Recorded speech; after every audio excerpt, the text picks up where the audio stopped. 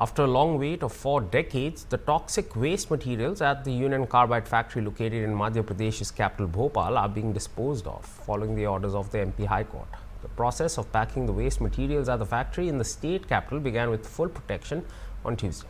The whole procedure was being done under the supervision of the officials of the Pollution Control Board. A tragic incident touted as the world's worst industrial disaster, Bhopal gas tragedy, had claimed the lives of several thousand people after deadly gas leaked from the Union Carbide India Limited pesticide plant on the intervening night of December 2nd and 3rd, 1984. 40 years after the tragic incident, a total of 337 metric tons of waste materials at the factory will be transported to Pithampur in Dhar district for its safe disposal. On the disposal of waste materials, Director of Bhopal Gas Relief and Rehabilitation Directorate Swatantra Pratap Singh earlier said to dispose of the toxic waste of 337 metric tons lying on the premises of Union Carbide factory is underway in accordance with the order of Principal Bench of MP High Court, Jabalpur, dated December 3rd. The reports of waste disposed there have been favorable and there has not been any adverse impact of it to the environment.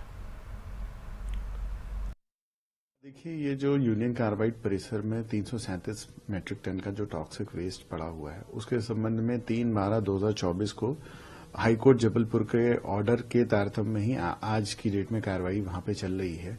उसमें स्पष्ट निर्देश दिए गए थे कि ये 337 metric ton का जो कचरा है, 4 हफ्ते मतलब 3/12 के बाद में 4 हफ्ते के अंदर इसे पीतमपुर में, जहां पे ऑलरेडी 10 टन का जो इससे ही एक सैंपल उठा करके 2015 में ट्रायल रन किया गया था और उसे डिस्पोज किया गया था, उसकी जो रिपोर्ट्स आई हैं वो सारी की सारी फेवरेबल रही हैं। कोई भी उसका एडवर्स इम्पैक्ट एनवायरमेंट के ऊपर नहीं आया है। उसी के तारतम्य में ही हाईकोर्ट जबलपुर का आदेश था कि रेस्ट ऑफ द जितना 337 मेट्रिक टन का कचरा वहां पे साइट में पड़ा हुआ है टॉक्सिक वेस्ट का, उसको वहां से प्रॉपर पैकिंग करके सेंट्रल पॉल्यूशन कंट्रोल बोर्ड और Madhya Pradesh pollution control board के अधिकारियों के सुपरविजन में प्रॉपर सेफ्टी गाइडलाइन का फॉलो करते हुए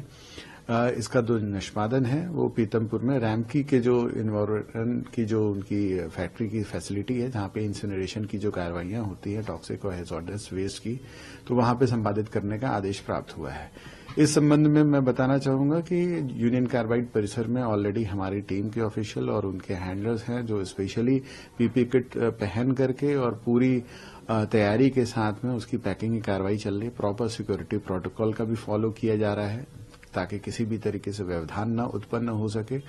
अंदर में हमारे सारे सीपीसीबी और Madhya Pradesh pollution control board के भी अधिकारी हैं जिनके सुपरविजन में पैकिंग के बाद में जो स्टैकिंग की और लोडिंग की कार्रवाई, फाइनली जो कंटेनर को सील करना, एयर टाइट करना, ताकि ट्रांसपोर्ट के दौरान किसी भी तरीके से एनवायरमेंट में उस टॉक्सिक वेस्ट का टच नहीं आ जाना, ये सारी चीजें भी सुनिश्चित की जा रही हैं। मैं आपको एक और चीज बताना चाहूंगा कि शीघ्र ही शायद आज रात से लेकर के कल रात तक, मैक्सिमम कल रात तक हम लोग कोशिश करेंगे यहां से जितना भी माल है वो पूरे कंटेनर्स में डाल करके पीतमपुर की साइट तक पहुंचाने का और इंसिनरेशन की कार्रवाई करने का। इसके संबंध में मेरी सीनियर पुलिस ऑफिशियल्स के साथ में भी चर्चा हो गई। हाईएस्ट सिक्योरिटी प्रोटोकॉल का पालन करते हुए इसे ट्रांसपोर्ट किया जाएगा। वहां पे भी जो इंसिनरेशन की कार्रवाई होगी उसकी भी ना पूरी प्रॉपर मॉनिटरिंग की जाएगी, क्योंकि जो टॉक्सिक वेस्ट है, पहले जितना ये ट्रायल की जो रन की रिपोर्ट आई है उसी तारतम्य में ही उसकी केमिकल कंपोजिशन की भी एनालिसिस की जा चुकी है। मुझे बताते हुए आप लोगों के सामने और न वहां के लोगों के द्वारा जो भी कंसर्न शो किए जा रहे हैं उसको भी मैं फेयर को दूर करना चाहूंगा आपके माध्यम से कि इसमें 2 फॉर्म से फाइनली ये कन्वर्ट होता है इंसिनरेशन के बाद में। एयर में जो जाता है वो 4 स्टेज फिल्ट्रेशन के प्रोसीजर के बाद जाता है, जिसमें चांसेस जो रहते हैं एयर पॉल्यूशन के बिल्कुल जीरो रहते हैं, क्योंकि उसकी पीएलसी स्काडा के माध्यम से जो भी 6 पैरामीटर्स में जो भी गैस के कन्वर्शन होता है उसकी भी प्रॉपर मॉनिटरिंग होती है और फाइनली रिकॉर्ड में भी आता है। हम बाद में जब हाईकोर्ट में जब ये फाइनली कार्रवाई संपन्न हो जाएगी तो वहां पे भी इसकी हम सारी मॉनिटरिंग और एक एक पल पल की रिपोर्ट उनको सबमिट करेंगे। सेकेंड फॉर्म जो सॉलिड फॉर्म में होता है इंसिनरेशन के बाद में, उसे लैंडफिल साइट में रखा जाता है। 2 लेयर की जो मेम्ब्रेन रहती है ताकि किसी भी तरीके से वाटर और सॉइल के साथ में उसका टच ना हो पाए, इस संबंध में पूरा इंश्योर किया जाता है। लैंडफिल साइट का भी क्रिएशन हो चुका है, सारे ऑफिशियल्स वहां पे रहेंगे